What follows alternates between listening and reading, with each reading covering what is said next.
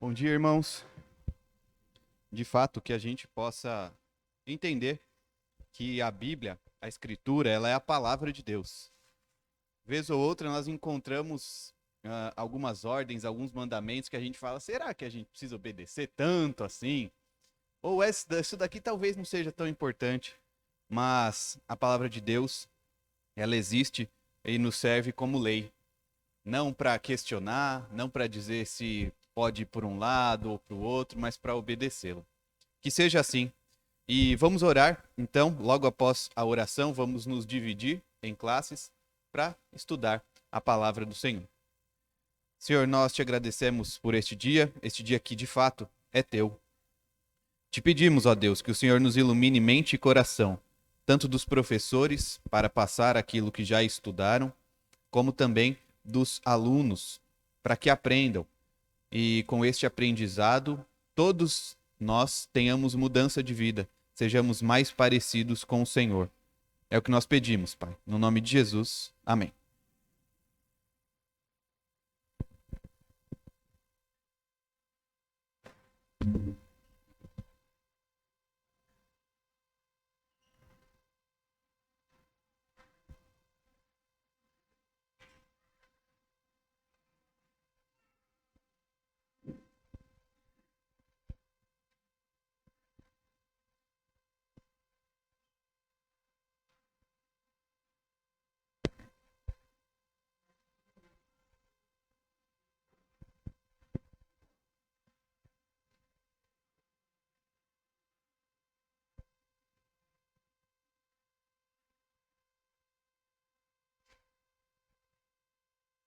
Muito bem, irmãos. Vamos continuar aqui no nosso estudo dos atributos incomunicáveis de Deus. E aí nós vamos agora para o nosso segundo tema. Anteriormente, nós já vimos sobre os atributos incomunicáveis e hoje nós vamos continuar falando sobre a infinidade. Ou seja, Deus, ele é infinito.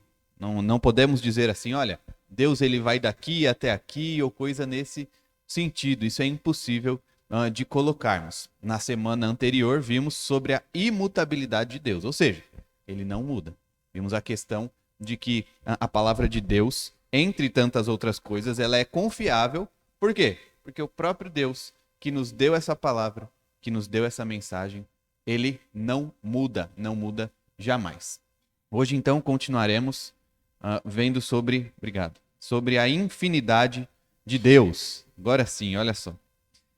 Como introdução, a gente vai entender o quê? Primeiro, ele é infinito. Mas como infinito? Ele é infinito em todos os atributos. A gente vai ver mais para frente que ele é amor. Infinito em amor. Ele é justiça. Ele é infinito em justiça. Talvez para a gente seja um pouquinho difícil de entender isso, né? Por quê? Porque nós somos finitos. Mas, olha só, quando a gente fala sobre a infinidade ou a infinitude de Deus, nós podemos ir para duas grandes áreas. Primeiro que seria o tamanho dele, né? Sua grandiosidade. E o segundo, quanto ao tempo. Então, no primeiro, a gente vai dizer que ele é imenso, que ele é majestoso. E no segundo, quanto ao tempo, a gente vai dizer que ele é eterno. Ele não acaba jamais, certo? Então, quanto ao tempo, ele é eterno. Quanto à sua grandiosidade, ele é imenso, ele é majestoso. Como nós já estamos, vou arriscar dizer que um pouco mais acostumados com essa questão de eternidade, quanto ao tempo, embora a gente não consiga compreender isso, porque vamos fazer um exercício aqui, antes de seguir um pouco mais à frente. Imagine só que Cristo já voltou, ele já buscou a igreja, nós já estamos com ele. Quem quiser sentir mais à vontade com os olhos fechados, fica à vontade, tá? Nós já estamos com ele. Como que é exatamente? A gente não sabe, mas a gente sabe que vai ser bom, vai ser maravilhoso. E aí, eu quero que você pense o seguinte: isso não acaba. Você vai fazer tal coisa, mas não acaba. O que a gente costuma pensar? Não, essa semana eu vou fazer isso daqui. Aí semana que vem eu vou fazer aquilo outro. Não, não tem essa questão. É infinito e não acaba. Mas a gente vai até tanto e faz tudo aquilo e não acaba também. Então, apesar da gente já estar mais acostumado, por outro lado, também é muito difícil da gente compreender. Como que é um negócio que não acaba nunca? Que não tem prazo de validade? Não termina? É difícil, né? Tudo na nossa vida termina. Mas nós sabemos que Deus, ele é eterno. E assim como ele, nós seremos feitos desta forma também. Então, maravilhoso da gente pensar o quê? Que quanto ao tempo, nós também seremos feitos eternos. Não, aliás, quando a gente fala de eterno, nós pensamos em algo que não começa e que não termina. Nós temos um começo, mas daí para frente, sim, não teremos um fim, certo? Por quê? Porque somos dependentes de Deus. Muito bem, a gente vai focar hoje quanto à grandiosidade, quanto ao tamanho de Deus, que de fato também é complicado. Qual que é o tamanho? Qual é o seu tamanho? Às vezes a gente vai no médico e pergunta, qual que é a sua altura? É tanto. E o peso? Tanto. Então a gente sabe mais ou menos qual que é o tamanho do camarada, da moça. Mas quando a gente fala de Deus, o negócio não é assim, é infinito. E aí a Bíblia, ela usa uma forma muito especial, é claro, também por se tratar de Bíblia, para nos mostrar sobre essa grandiosidade de Deus. E uma das formas que ela costuma falar sobre a grandiosidade de Deus é a sua majestade. Porque, aliás, se a gente for procurar lá no dicionário o que é majestade, é alguém grande, é alguém maior. Então, a Bíblia costumeiramente coloca o Senhor como rei, como majestade. Então, nós vamos olhar, analisar alguns textos que falam sobre isso, que tem como seu foco a majestade do Senhor. Logo em seguida, veremos também alguns textos que vão falar de forma um pouco mais ampla sobre o tamanho de Deus e como ele é infinito. Veja, o exercício que nós vamos fazer aqui, ele é de aprendizado de um atributo que é incomunicável. Mas eu quero que nós aprendamos também uma forma de como estudar a nossa Bíblia, tá? Então a gente vai ver os textos e nós vamos puxar ou elencar alguns pontos principais. E essa é uma boa forma de nós estudarmos a Bíblia, em especial quando nós olhamos para os Salmos. Vamos lá para o Salmo de número 93.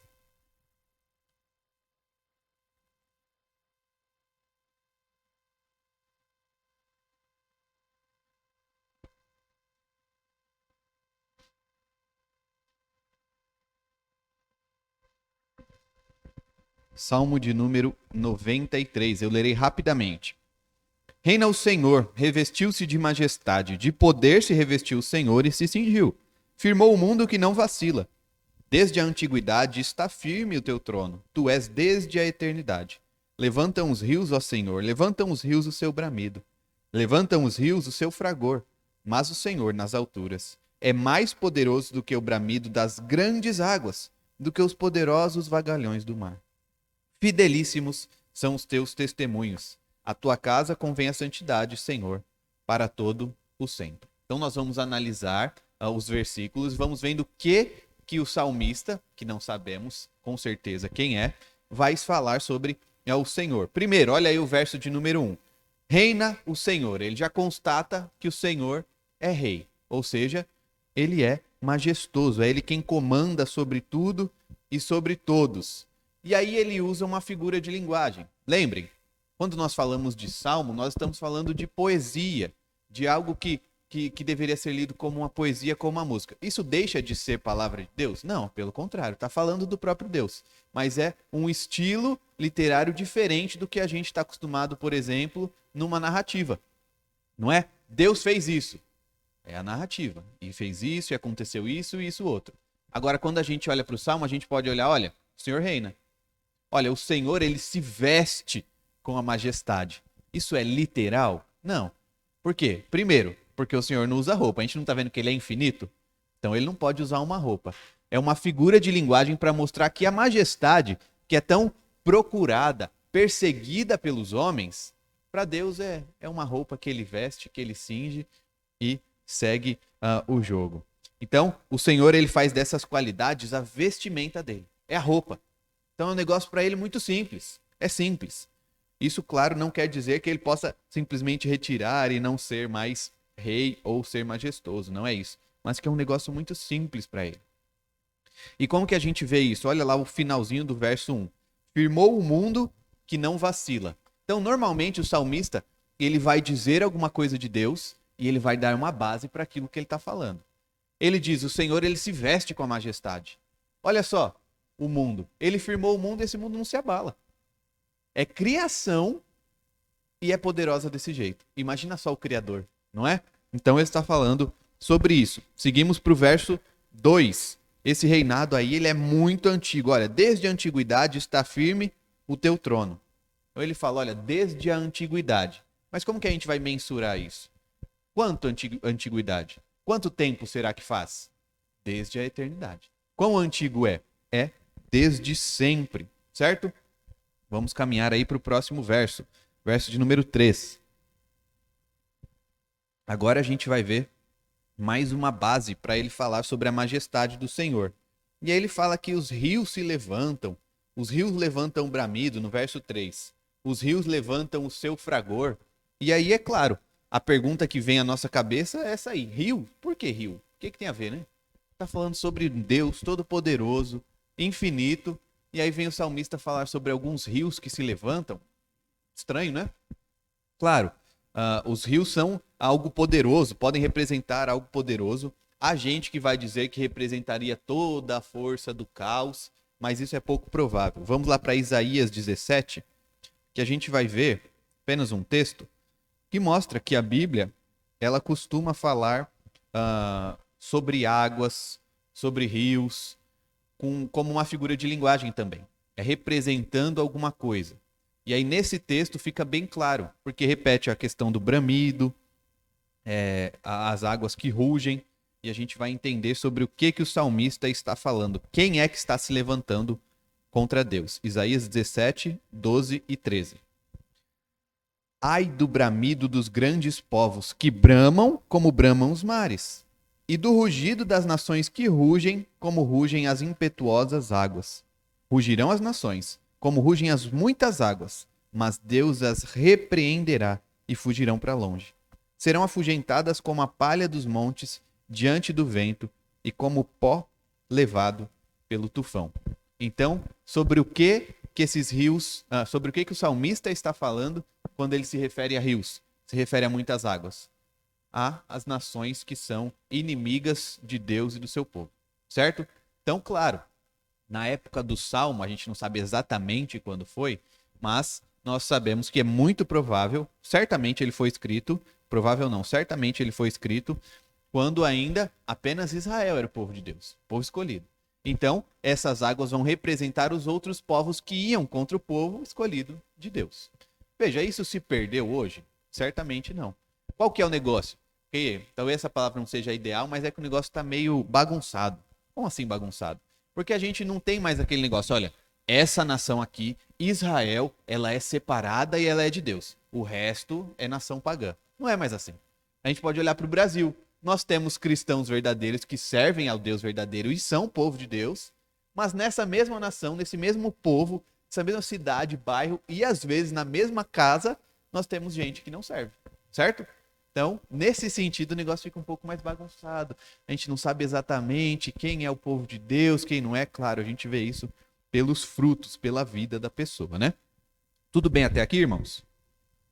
Então, vamos lá para o versículo 4. O salmista constatou: ele é rei. Ele se veste com a própria majestade. Ele quem funda e mantém o mundo. E aí a gente viu também que as nações poderosas, as grandes nações, elas se levantam, mas para ele isso não é nada, isso não é o suficiente para derrubá-lo, nem para assustá-lo. Então no verso 4 a gente vai aprender como é, no verso 5, aliás, no verso 4 não, no verso 5 a gente vai aprender como é que a gente deve agir diante desse Deus. Vocês já viram algum vídeo, talvez, né? Ou quem teve a oportunidade de ir lá, nós temos uma referência de rei, de rainha, na verdade, não é? Que é a rainha lá da Inglaterra. Vocês já viram que para estar diante da rainha não pode estar de qualquer jeito, né? Não é chegar lá na rainha, vai cumprimentando a mão dela, não é. Tem todo um jeito de tratar, de lidar com ela e tudo mais. Toda uma regra, não é simplesmente chegar e tratar como qualquer um. E fica a questão aqui, o rei dos reis, como é que a gente age diante dele? Então veja só o que o Salmo falou. Ele disse quem Deus é, que ele reina. Ele deu base dizendo que a gente pode ver que de fato há um Deus, que ele reina, que ele cuida de todas as coisas. Ele coloca alguns inimigos no meio da história, que são representados pelo mar, as nações inimigas. Vai dizer que isso não é o suficiente, isso nem assusta Deus. E aí no final ele vai dizer, olha, diante de tudo isso, a gente vai agir como? Diante desse Deus. E aí ele vai mostrar. A gente tem que buscar a santidade. Fidelíssimos são os teus testemunhos. A tua casa convém a santidade, Senhor, para todo o sempre. Joia? Vamos lá então para um outro salmo. Aliás, quando a gente chega aqui no Salmo 93, a gente vai ter daqui para frente alguns salmos que são os salmos de majestade, a gente pode dizer, do reinado do Senhor, que vão falar exatamente sobre essa questão. Nós vamos analisar alguns e chegar a essas conclusões. Olhamos o 93, vamos agora para o 95. Como o 95 ele é um pouco mais extenso, e a nossa intenção não é estudar apenas um ou dois textos, mas a questão da majestade, a gente vai passar um pouco mais rápido por ele. Eu já separei aí, os pontos principais para a gente elencar, mas, como eu sempre digo, a palavra de Deus ela é insubstituível. Então anota, olha, a gente leu o 93, a gente viu o 95, pega essas coisas e vai olhar o 95. Será que o pastor está falando besteira? Vai olhar mesmo, duvida. Vê se você consegue chegar a essa conclusão também, tá bom? E esse daqui também é um bom exemplo para a gente ver como a gente pode anote, estude os salmos e anote o que o salmo fala sobre isso. O que eu aprendi com esse salmo? Anote num caderninho, enfim. Vamos lá. Salmo 95, verso 1 e 2. A gente vê como é que se adora esse rei.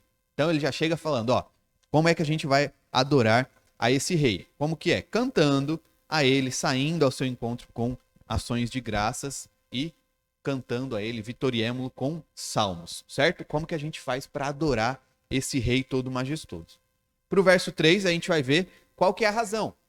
Veja que ele está invertido, ele não segue a mesma lógica do Salmo 93. Ele fala sobre a mesma coisa, mas ele não segue a mesma lógica. Não é um negocinho assim certinho quando ele escreve o Salmo. Não, ele falou aqui, como que eu adoro ele? No Salmo 93 ele falou quem é ele, não é? Então, verso 3, vamos focar aqui no 95. A razão de fazer isso. Por que eu vou adorar esse Deus? Por que eu vou adorar a esse rei? Porque o Senhor é o Deus supremo e o grande rei acima de todos os deuses, certo? Verso 4 e 5, a gente vai ver a razão de fazer isso, que é pelo que ele faz. Primeiro, ele é. Segundo, o que ele faz? Verso 4 e 5 vão responder para a gente.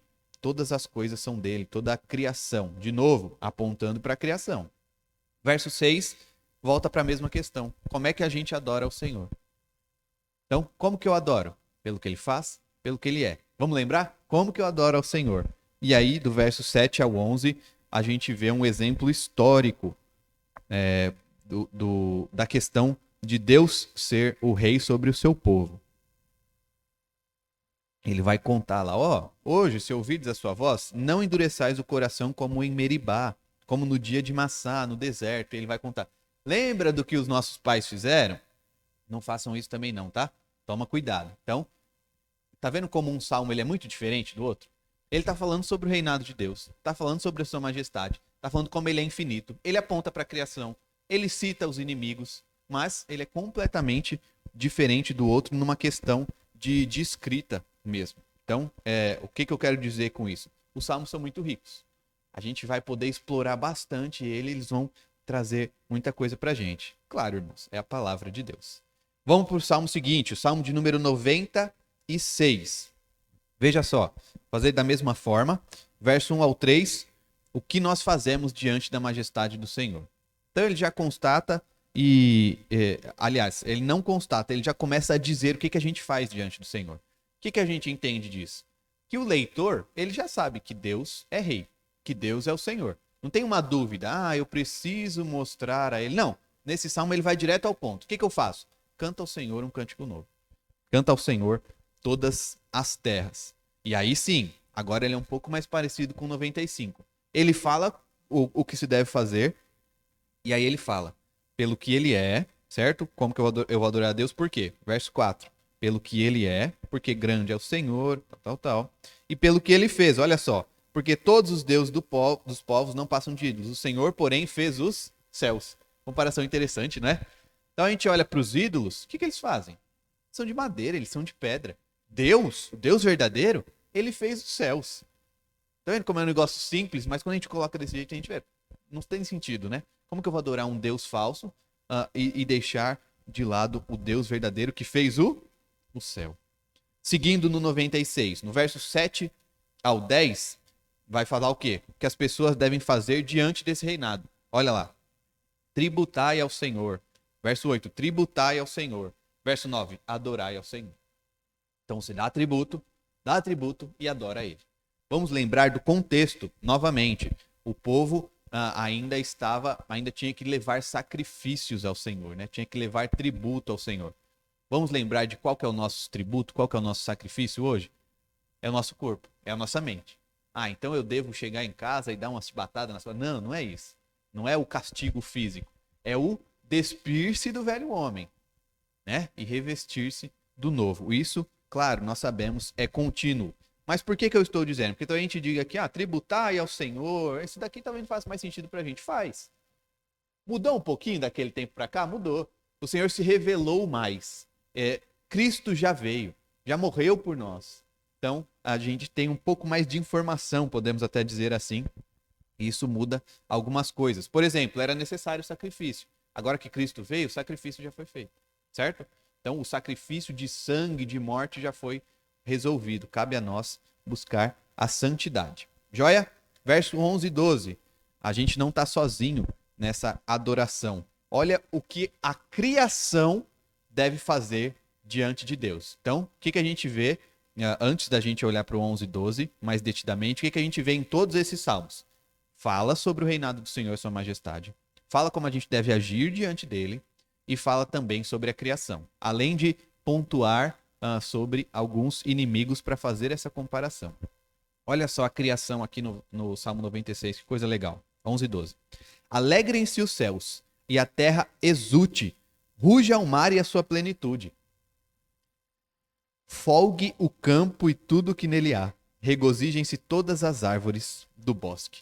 E o 13 vai dizer, na presença do Senhor. Porque vem, enfim, segue toda a questão, mas a gente vai olhar depois para o verso 13. A criação, a própria criação, diante de Deus, ela tem uma atitude diferente. Então quer dizer que a planta vai pensar que agora... Não, não é isso. Mas a presença de Deus, ela traz uma ação diferente para a própria criação. A gente vai ver isso no Salmo mais à frente, de forma um pouco mais evidente. Não que isso já não seja suficiente, né? E aí o 13 vai mostrar qual que é a razão de fazer tudo isso. A parte final. Porque vem julgar a terra. Julgará o mundo com justiça e os povos consoante a sua fidelidade.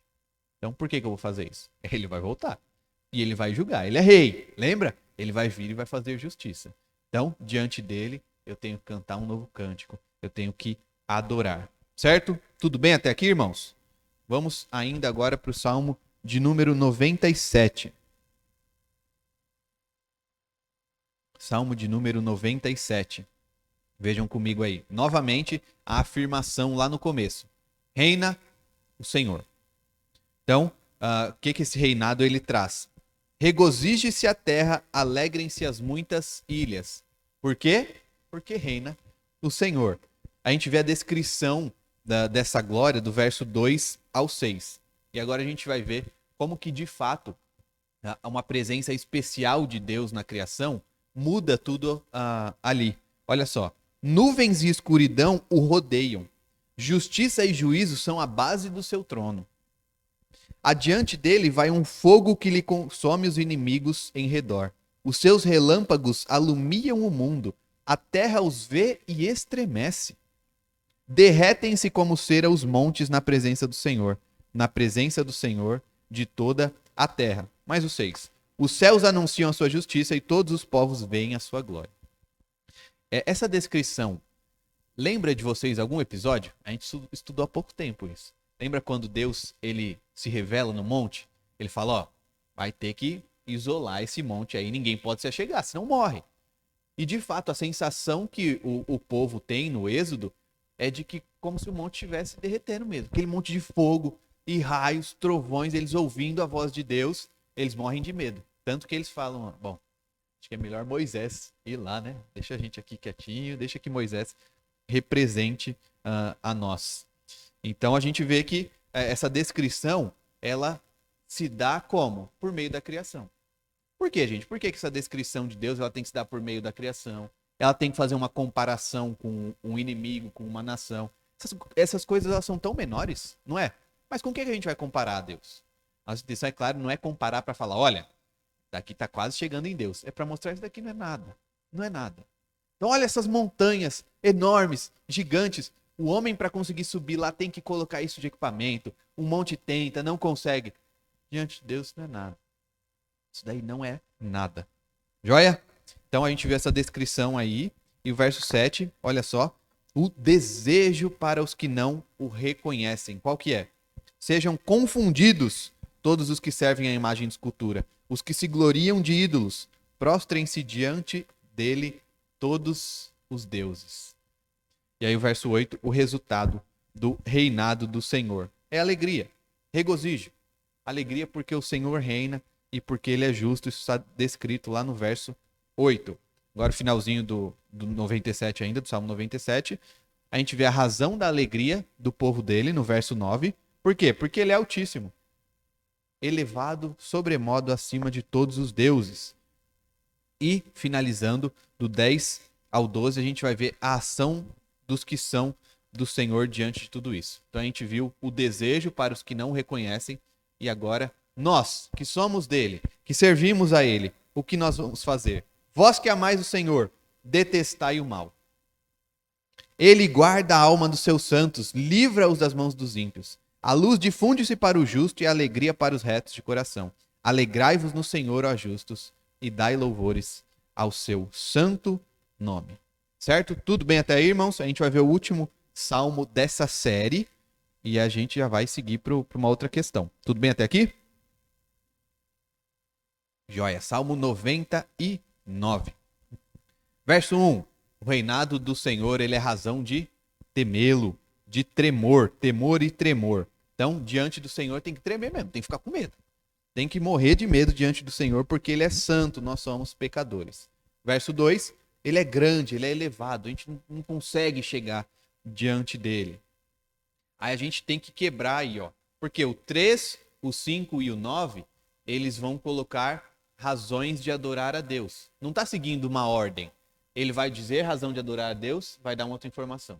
Razão de adorar a Deus, vai dar uma outra informação. Olha lá. O 3, a gente vai ver isso a partir do 3. O 3. Celebrem ele, teu nome grande e tremendo, porque é santo. És rei poderoso que ama a justiça. Tu firmas a equidade, executas o juízo e a justiça em Jacó. Ele é justo. Agora de novo. Exaltai ao Senhor nosso Deus e prostrai-vos. Aí o 6. Moisés e Arão, e aí ele vai seguir até o 8, trazendo novamente o quê? Um exemplo histórico. O que aconteceu lá com Moisés, Arão, Samuel? O que eles fizeram ao longo da história? Certamente essa história também já era conhecida pelo povo, tá? Então, às vezes a gente vai ler a escritura e isso passa desapercebido. Olha, quando Deus ele está se referindo a alguma coisa, algo que ele não se importa em explicar, é evidente que aquele povo já conhecia isso.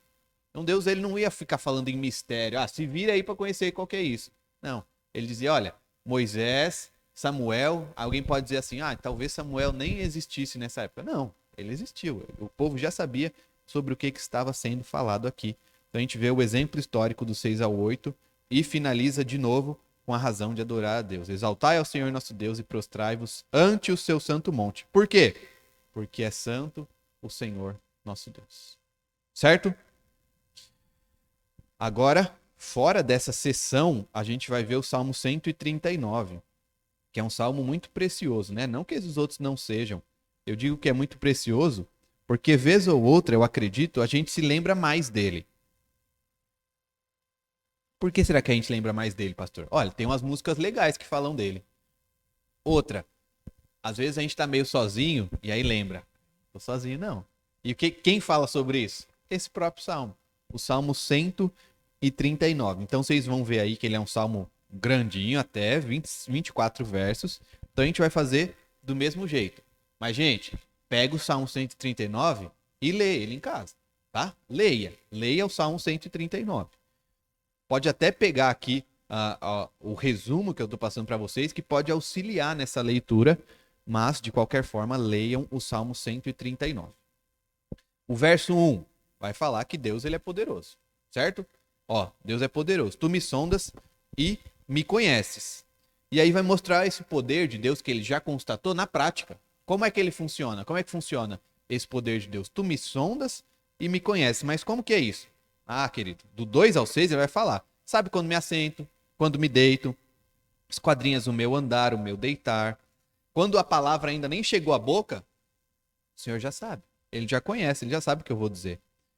Tu me cercas por trás e por diante, sobre mim pões a mão, e tal conhecimento é maravilhoso demais para mim. É sobre modo elevado, não o posso atingir. Então é o poder de Deus na prática. Vai mostrar, olha, eu me deitei, eu me levantei, a palavra nem me chegou à boca, Deus sabe. Ele sabe, ele conhece. Claro, para isso, ele precisa de fato ser infinito. Então, do 7 ao 12, a gente vai ver que é quase uma tentativa de brincadeira de esconde-esconde com Deus. Mas até a música das crianças vai dizer, né, que não dá para brincar de esconde-esconde com Deus, certamente baseado aqui no Salmo 139. Olha aí o 7 ao 12. Só que não tem jeito. Para onde que eu vou me ausentar do Espírito de Deus? Para onde será que eu posso fugir? Para onde será que eu posso correr? Será que se eu subir no mais alto? Não. Se eu fizer a minha cama lá no mais profundo, também não vai dar jeito. Se eu tomar as asas da alvorada, e aí, claro, como eu digo para os irmãos, é muito rico em poesia, né? Ele vai dizer algumas coisas assim que a gente fica, que coisa bonita. Mas não é bonito não. Seria uma tentativa de fugir de Deus. Tomar essas asas da alvorada. De qualquer jeito, não seria o suficiente. Vai continuar dizendo aí até o verso 12. Por quê? Como que a gente consegue se esconder de uma pessoa? Um bom lugar para se esconder é onde? No escuro, não é? Eu fico lá no escuro, ajuda. Por quê? Porque a gente tem dificuldade, obviamente, de enxergar no escuro. Mas olha a conclusão que o salmista chega, Davi, no verso 12. Até as próprias trevas não te serão escuras. As trevas e a luz são a mesma coisa. Olha só que coisa preciosa. A gente chega aqui, alguém pode dizer, tá vendo? Para Deus, ele não sabe diferenciar o bem e o mal. Não, ele está falando literalmente de luz e trevas. Quando a gente chega aqui, uma das primeiras coisas que a gente faz é abrir a porta, depois a gente vai lá fazer o quê? Acender a luz, não é? Porque aí cá entre nós vai chegando a idade, começa a ter que usar óculos, e outra dificuldade é quando o ambiente não está muito claro, não é? Então fica mais fácil até da letrinha dela se esconder.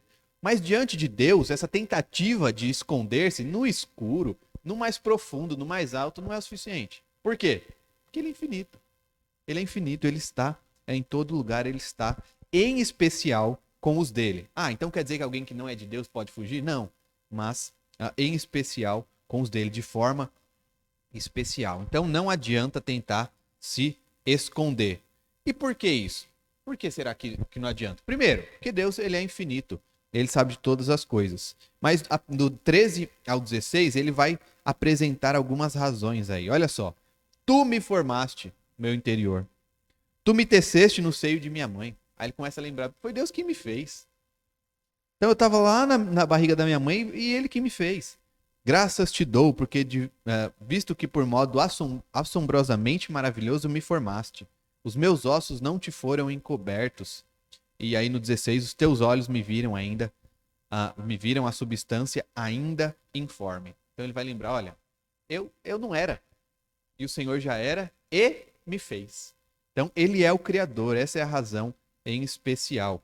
Seguindo aí para finalizar o Salmo 139, a gente vai ver do 17 e 18 que o conhecimento de Deus ele é muito grande. A gente viu isso há 3 semanas atrás, quando a gente chegou à conclusão de que a gente pode conhecer Deus, a gente pode conhecer algumas coisas sobre Deus, mas nunca um conhecimento completo.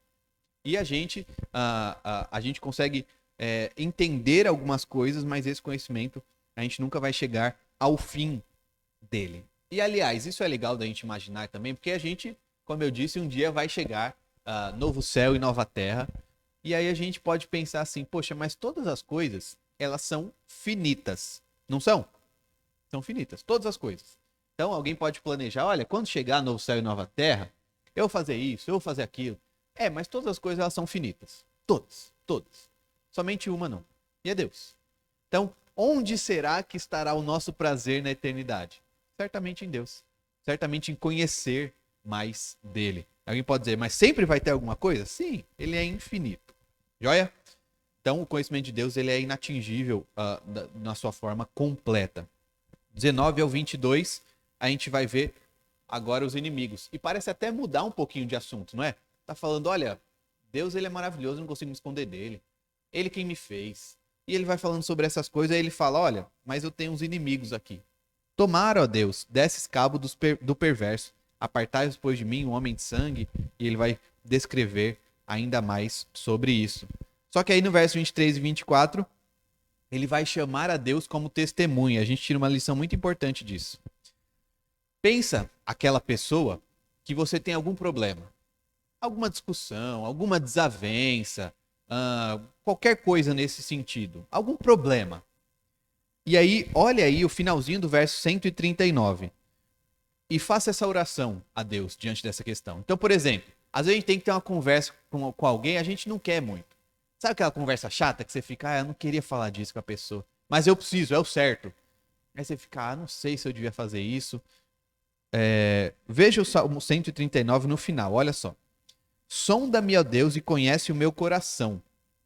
Prova-me e conhece os meus pensamentos. O que ele está dizendo? Olha, Deus sabe. Se tem alguém que sabe qual é a minha intenção, o que eu estou querendo, o que eu estou tramando, é Deus. E aí o último verso. Vê se há em mim algum caminho mau e guia-me pelo caminho eterno. Então, às vezes tem que ter aquela conversa complicada, difícil. Aí a gente fica pensando, mas será que eu fiz certo? Será que eu fiz errado? Coloca diante de Deus. Pensa nesses dois últimos versos. Se eu fiz errado, Senhor, me guia para o caminho certo. Me guia para o caminho certo. É claro que esses dois versos eles não falam apenas sobre isso. Né? É algo, inclusive, muito maior. É tirar de fato do caminho mau, da intenção ruim e levar ao caminho eterno, à eternidade e à salvação. Joia? Agora a gente encerrou os Salmos. Eu quero saber se vocês têm alguma dúvida, irmãos. Tudo bem? Vamos lá então, para Isaías 40. Isaías 40, verso 12 ao 31.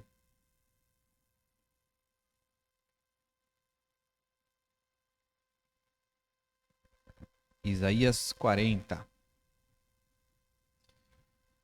De mesma forma, a gente vai ler um verso ou outro, mas em especial, vou apenas elencar para os irmãos o que esse capítulo vai dizendo sobre o Senhor, em especial sobre a sua eternidade. Esse texto também é bastante conhecido entre nós. Vai falar, e o próprio título aí, acredito que o da Bíblia dos Irmãos seja o mesmo que o meu. Esse título ele não é inspirado, mas ajuda a gente a entender o que vai falar. Qual que é aí? O meu é a majestade do Senhor, e fala exatamente sobre isso. Ele vai trazer algumas perguntas para nós. E a gente vai ver que, de fato, somente ele pode fazer isso. Só ele, somente Deus. Quem na concha de sua mão mediu as águas e tomou a medida dos céus a palmos? Já pensou nisso? Qual que é o tamanho do céu, gente? Não sei, mas é grande. Imagina só ele medindo lá assim, ó, a palmos. Claro, é uma figura de linguagem. Deus ele tem a mão para medir?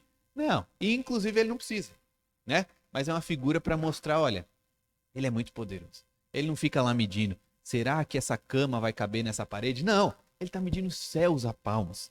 Então, ele é muito maior, ele é muito mais poderoso. E olha só o que ele faz. Quem recolheu na terça parte de um éfa o pó da terra e pesou os montes em romanas. Então a gente vai olhar para os montes, aquelas coisas enormes, aquela grande dificuldade que existe até hoje de atravessar os montes, não é? Então a gente vai ver aí o governo quer fazer uma estrada e vai ter que passar por um monte. Aí já vem a dor de cabeça, não é? O que a gente faz? A gente vai ter que rodear esse monte inteiro, ou a gente vai ter que abrir um túnel. É uma dor de cabeça. O que o Senhor faz? Ele pesa esses montes em romanas. O que é isso? É aquela balança que mede assim, né? Então ele sabe colocar, vou colocar aqui, eu vou ver quanto que vai dar mais ou menos esse monte. Claro, é só uma figura de linguagem também, para mostrar o poder de Deus. E vai questionar, quem guiou o Espírito do Senhor? Será que tinha alguém falando, olha Deus, eu acho que o Senhor devia fazer isso assim, viu? Esse monte eu acho que é melhor ser um pouquinho menor e colocar um pouco mais... Não tem isso. Ninguém foi o conselheiro do Senhor, né? Com quem tomou ele conselho para que lhe desse compreensão, ninguém, o Senhor não precisa disso. O 15 ao 17 vai apontar novamente para as nações. E diante de Deus, essas nações, esse poder todo, é o quê? É nada. A gente está vivendo algumas tensões, não é? A gente vê lá a Rússia e a Ucrânia, a gente vê a China e os Estados Unidos. E que nações poderosas, não é, irmãos? De fato, são muito poderosas. Se eles quisessem, eles podiam tomar metade do mundo. Dá para dividir metade para vocês, metade para vocês outros. Porque eles não vão viver juntos, né? Por isso que tem que ser metade, metade. Mas é muito poder. Se a gente olhar, por exemplo, o tanto que eles arrecadam, o PIB dessas nações, é muito dinheiro, é muito poder. Diante do Senhor, o que é isso? É nada. É nada, é criação dele. Pensou isso? É criação. É criação. Diante dele, isso não é nada. Por quê? Vamos ler o 18. Com quem comparareis a Deus? Ou que coisa semelhante confrontareis com ele? Não dá, não tem como. Então é isso que eu digo para os irmãos. A Bíblia ela está repleta de comparações entre inimigos e Deus, a criação e Deus. Mas a intenção não é comparar assim, olha, esse daqui, ele é poderoso, viu? Deus que se cuide. Não é isso. É mostrar, não é nada. Diante de Deus, isso não é nada. É essa comparação que a Escritura faz, que ela apresenta para nós. Aí o 19 ao 22, depois das nações, vai comparar Deus, vai trazer uma comparação com outros deuses e com os idólatras. Bom, se as nações não são suficientes, vamos pensar em alguns deuses. Os deuses também não são nada diante do Deus verdadeiro. 23 e 24 vai mostrar alguns homens poderosos, alguns reis. A gente pode ver ao longo da história muitos homens poderosos que se levantaram, mas todos já foram embora ou irão. 25. A quem, pois, me comparareis para que eu lhe seja igual? Diz o santo. De novo. Gente, olha esse daqui. Olha esse daqui outro. Olha aquele outro. E ele pergunta, com quem vocês vão me comparar? Não dá para comparar. Não tem como. É muito maior. E aí ele vai trazer um exemplo um pouquinho mais prático, né? Eu consigo até imaginar as pessoas recebendo esse texto e talvez parando um pouco, coisa que a gente não costuma mais fazer hoje. Então, quando a gente vai ler Isaías 40, normalmente a gente vai ler Isaías 40 e blá, blá, blá, leu tudo. Mas olha quando a gente chega no 26. Levantai os olhos e vede. Até porque normalmente a gente está em casa, levanta os olhos e vê. O que a gente vê? Vê o teto. Quem criou estas coisas? Pode incluir também, né? Aquele que faz sair o seu exército de estrelas, todas bem contadas, as quais ele chama pelo nome, por ser ele grande em força e forte em poder. Nenhuma só vem a faltar. Então é a gente olhar para o céu estrelado, que em São Paulo também está um pouquinho mais difícil, mas lembrar pelo menos daquele céu estrelado, falar, é muita coisa. Mas mais do que isso, embora a gente perca um pouco nos nossos dias, a gente ganha também. Porque os estudos estão mais avançados, não é? E aí, quanto mais se avança o estudo, mais a gente vai vendo como o espaço, quanto de estrelas que tem. Aí o pessoal tenta nomear as estrelas. Você já viu os nomes que dão? A, B, 45, 98. Então, é um negócio assim que é tanto que não dá para dar um nome. Vamos colocar o nome de Efigênia naquela estrela. Vamos dar o nome de tal. Não, tem que colocar uma letra, quase placa de carro.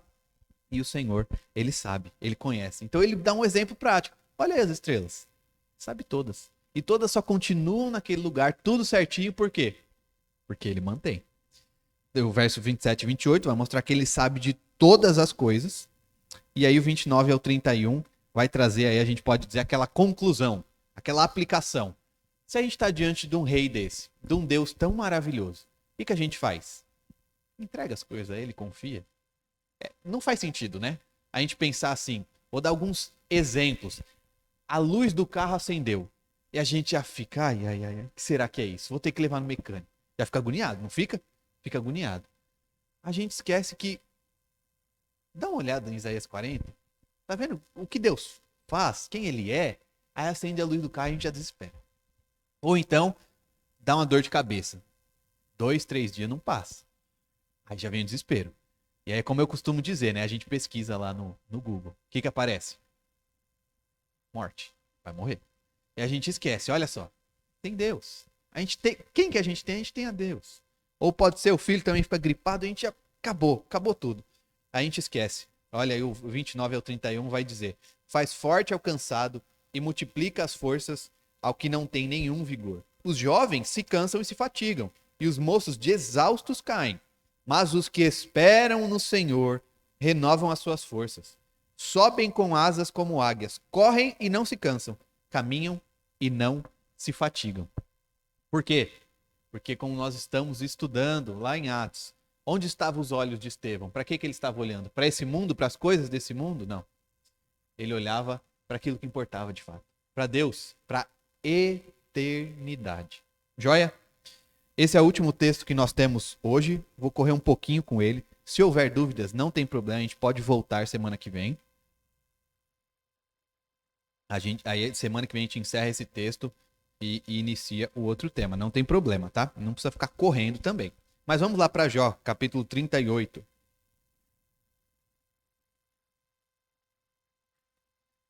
A gente sabe da história de Jó, sabe de todo o sofrimento, sabe dos amigos dele. E aí a gente chega aqui no final. Os amigos aqui já não falam mais. Falam uma coisa ou outra, porque Deus traz... Não, na verdade, eles não falam, Deus fala com eles. Mas a gente tem aqui o arremate final da história. Então é Deus falando diretamente com Jó e colocando Jó no lugar dele. Porque ao longo dessa história, Jó ele acaba questionando a Deus. Então Jó ele foi homem fiel. A gente vê todo o sofrimento dele e até pensa, olha, eu não sei se eu aguentava não. Então, mas em um momento ou outro ele questiona, ele tem algumas questões com Deus aí, e a gente vai ver Deus apresentando toda a sabedoria, mostrando, olha, Jó, quem sabe da sua vida sou eu. Quem sabe o que tem que ser para a sua vida, a vontade final, ela é minha. E a gente vai ver aí a partir do 38, tá bom? No verso 4. Esse texto, maior ainda do que os outros, nós não vamos nem ver todos os versos, mas vamos elencar algumas coisas. Olha o verso 4 aí. Onde estavas tu quando eu lançava os fundamentos da terra? Dize-me se tens entendimento. Então ele já faz a primeira pergunta para Jó, já mostrando a que veio, né? Onde é que você estava quando eu criei isso daqui tudo? Jó não era, né? Não estava, na verdade. Olha, vamos passar um pouquinho para frente. Deus ele vai elencando várias coisas que ele fez. Mas vamos lá para o verso 16. Acaso entrastes nos mananciais do mar ou percorrestes o mais profundo do abismo? Então Deus ele está mostrando, olha, o que é o manancial? É onde nasce, né? As águas. Gente, de onde que vem isso? Vem de debaixo da terra, mas de onde que vem? E a gente pode até... Hoje a gente tem um conhecimento melhor de que a água passa pela terra e vai para tal lugar. Mas ainda no fim do verso 16, a gente tem um negócio que a gente não tem conhecimento. Quem foi lá no profundo abismo? E aí, novamente, por que eu separei esse verso? Porque hoje em dia ainda a gente não sabe. Tem lá as fossas mais profundas do oceano, o homem não chegou lá ainda. Pode ser que tenha isso, pode ser que tenha aquilo, mas a escuridão, a pressão da água é tão grande que o homem ainda hoje não conseguiu chegar. E aí alguém pode dizer, mas se ele chegar então, ele pode dizer alguma coisa. Não, não pode, porque quem fez aquilo, quem mantém aquilo é o próprio Deus, certo? O 34 ao 36 também, vamos dar uma lida. Podes levantar a tua voz até as nuvens para que a abundância das águas te cubra? Ou ordenarás aos relâmpagos que saiam e te digam, eis-nos aqui? Quem pôs sabedoria nas camadas de nuvens? Ou quem deu entendimento ao meteoro? Eu separei também essa questão porque tem muita proximidade conosco hoje. É um problema que nós temos ainda hoje. Então, a gente viu coisa que acontece, infelizmente, de forma recorrente, que houve lá no Rio de Janeiro, não é? Choveu de monte. Choveu de monte, o que aconteceu? Tragédia. Algum tempo atrás, e normalmente é assim em janeiro, os irmãos bem sabem, em especial aqui em São Paulo, o que acontece? Pessoal, vamos fechar as torneiras, não tá dando, sobe conta de luz, por quê? Porque não chove, porque é seca. Aí o tomate fica caro, não é? E assim vai. Por quê? Seca. E o que a gente faz com isso? E aí tem vários estudos, gente, vale a pesquisa. Coloca um negócio e faz tal para a nuvem, carregar a nuvem para ela chover. Não costuma funcionar direito. Não funciona do jeito que queria. Tá indo uma coisa ou outra. Então ele pergunta, você pode levantar as vozes para o céu e fazer chover? É Deus. Então fazer parar? É Deus também. Como é que você controla os meteoros que passam para lá, para cá? Como é que a gente faz para ele não atingir a Terra? É Deus. né? É o Senhor quem cuida de todas essas coisas. Ele é o Senhor, ele guia toda a criação. E aí o capítulo 39, a gente vai passar por ele, mas ele vai trazer vários exemplos sobre os animais. Então, de novo, a criação. E é legal da gente olhar como que os animais eles funcionam perfeitamente, né? Então a gente vê a revoada de passarinhos partindo para o norte em determinada época do ano. Quem contou isso para eles? Quem foi que falou? É natural, não é? É normal deles, eles fazem. Então, certamente, Deus é quem guia todas essas coisas também, certo? Vamos direto para o 40, que vai mostrar a onipotência de Deus, como está descrito aí. 40, verso 15. Contempla agora, e eu separei esse texto porque tem uma questão, uma dúvida certamente. Vamos chegar à resposta completa? Eu acredito que não, mas nós vamos elencar aqui o seguinte. Contempla agora o hipopótamo que eu criei contigo, que come a erva como o boi. E aí começa a fazer a descrição desse animal, que é traduzido na nossa Bíblia como hipopótamo. Então, olha o 19, ele é obra-prima, feito de Deus, tal. Os ribeiros o cercam, se um rio transborda, ele não se apressa, fica tranquilo. E assim vai. E aí ele vai dizer, você consegue, no 41, você consegue prender ele com anzol? Você consegue puxar ele? Não dá, né? Um homem não consegue. Aí alguém pode dizer, não, mas hoje em dia fica mais fácil. O cara chega lá com uma arma, ele consegue matar um hipopótamo. Mas a questão não é essa.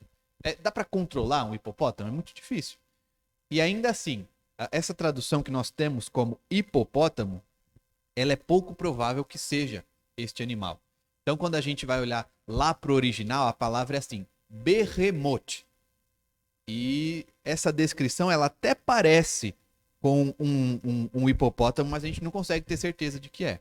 Por quê? Porque em outros lugares da escritura, a gente vai ver que são seres marinhos, que são animais, até monstros marinhos, que são denominados dessa forma, tá? Mas a gente tem pouca informação. Então a gente tem isso daí, que é traduzido como um animal poderoso. Mais uma questão para a gente ficar com menos dúvida.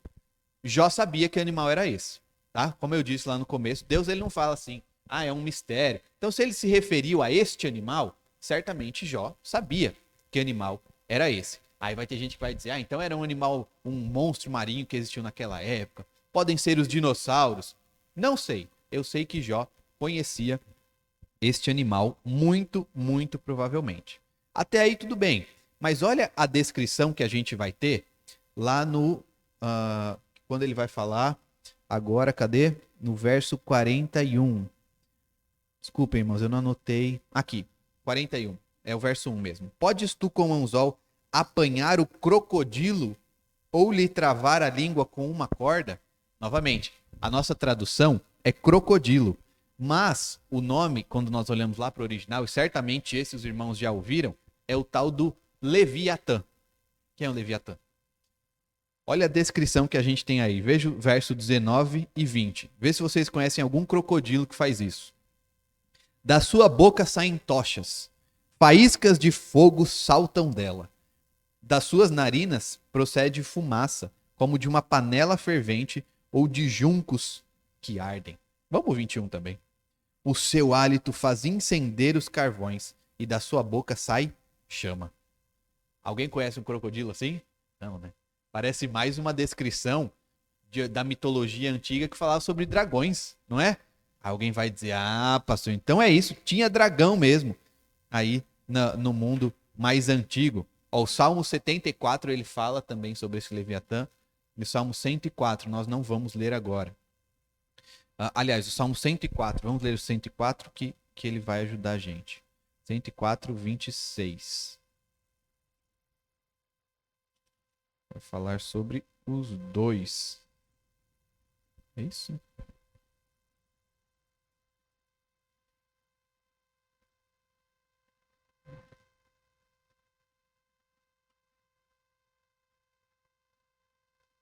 Eu vou ler o 74:14. Tu espedaçaste as cabeças do crocodilo, é o Leviatã, e o deste por alimento às alimárias no deserto. Agora sim, o 104:26. Por eles transitam os navios e o monstro marinho. Esse daqui é o hipopótamo. Monstro marinho, que formaste para nele folgar. Então a gente vai ficar com uma dúvida aí, né? Com uma dor de cabeça, mas que história é essa? Lembremos que normalmente quando a Bíblia se refere a dragão, ela fala sobre o inimigo, sobre Satanás. A gente vai chegar à conclusão, então, de que Satanás estava incorporado e vivendo por aí. Porque lembre, Jó conhecia esse animal, seja ele qual for. Pouco provável também. Mas qual que é a lição principal? E aí, novamente, irmãos, como eu disse, essa aula tem como fim principal a gente entender um pouquinho mais da infinidade de Deus, mas também a gente interpretar a Escritura. E a gente, às vezes, tem que fazer assim, olha, eu não sei responder essas coisas, mas eu sei qual que é a lição principal aqui. Esses animais, vocês podem ler a descrição com mais detalhe, são muito poderosos, muito fortes. E qual que é a lição principal que nós tiramos? Diante de Deus, eles são incomparáveis, certo? Aliás, Deus é incomparável diante deles, né? Então, que animal era esse? Era o dinossauro mesmo? Não sei. Era um dragão que vivia por aí? Não sei. Mas o que que eu sei? Que esses animais que Jó conheciam, eles não podiam ser comparados com a força e com o poder de Deus, certo? Tudo bem? Tá bom. Conclusão, olha aí. A infinidade de Deus, ela tem que nos lembrar, nos fazer lembrar a nossa finitude. Então a gente olha para Deus e fala, ele é infinito. Isso é até difícil de compreender, mas tem que lembrar o que a gente? Nós somos finitos. Um dia acaba, um dia passa, outro dia muda, não é? E aí esse segundo pontinho aí é legal da gente imaginar, em especial quanto aos nossos as nossas questões que somente Deus tem, os atributos incomunicáveis. Por quê? Porque às vezes quando a gente pensa, como eu disse, em novo céu e nova terra, a gente imagina, daí eu vou ser infinito, daí eu vou poder tal coisa. Olha, você vai continuar sendo criatura, certo? Continuar sendo dependente de Deus. Então nós seremos finitos mesmo na eternidade. Quer dizer que a gente vai morrer? Não. Quer dizer que a gente não vai ser eterno e completo em conhecimento. Quer dizer que a gente não vai ser eterno e incompleto em várias coisas, certo? Então a gente não vai ser igual a Deus. Não caia nesse erro, tá? Não é esse o ponto. Terceiro, não podemos encontrar erro na vontade de Deus para conosco. Ele é infinito, tanto em tempo, em tamanho e em sabedoria. Ele é quem sabe.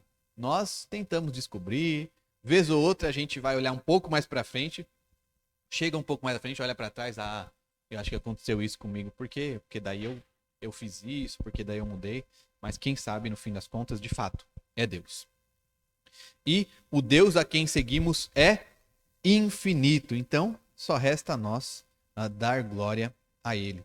E pensar, irmãos, diante da dificuldade, lembrar de vários desses textos que nós vimos, de Isaías 40, de quando ele conversa com Jó, dos Salmos. Quem é rei? Sobre todas as coisas, sobre a nossa vida, sobre a adversidade, o rei é o Senhor, é o nosso Deus. Certo? Vamos ver então. Devo admitir que dessa vez eu acabei me esquecendo de separar o verso, irmãos. Vamos lá para o Salmo 139.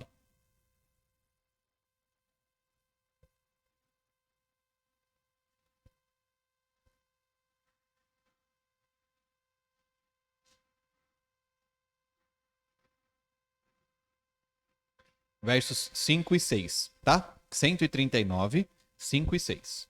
Joia?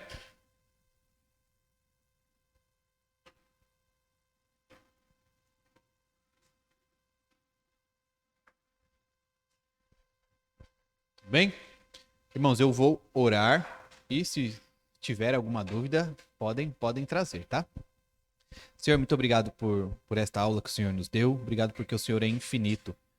E mesmo nós, em nossa finitude, podemos aprender algo de Ti. Obrigado porque o Senhor se revela a nós, se apresenta e se faz conhecido no nosso meio, por meio da criação e por meio da forma como o Senhor é incomparável a toda esta criação. Obrigado, Pai, porque o Senhor é Deus maravilhoso. No nome de Jesus que nós oramos. Amém.